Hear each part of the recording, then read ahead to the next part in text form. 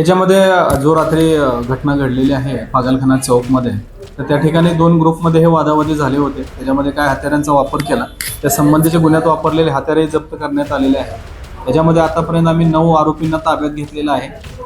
त्याच्यापैकी काही मायनर आहेत. 6 आरोपी आपण आतापर्यंत अटक केलेले आहेत. पुढील अटकेची इतर आरोपींची कारवाई सुरू आहे.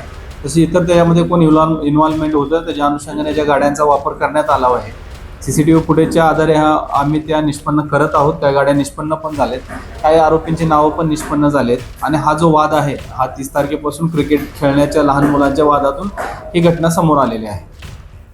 याच्यामध्ये 4 लोक जखमी होते. त्याच्यापैकी 2 लोकांना डिस्चार्ज देण्यात आले. 2 लोकांचा उपचार सुरू आहे. त्याचे संबंधी आउट ऑफ डेंजर आहे, कोणाची क्रिटिकल सिच्युएशन नाही आणि सर्व स्टेबल आहेत. आणि याच्यामध्ये पोलीस, मानकापूर पोलीस आणि जो डीबीचा स्टाफ आहे इतर आरोपींचा शोध घेत आहे. याच्यामध्ये मुलीचा मामला नाही आहे. याच्यामध्ये क्रिकेट खेळण्यावरून वाद झाला लहान मुलांचा, त्याच्यातून हा मोठ्या मुलांपर्यंत हे पोहोचून त्याच्यामध्ये हे वाद घडून आलेला आहे.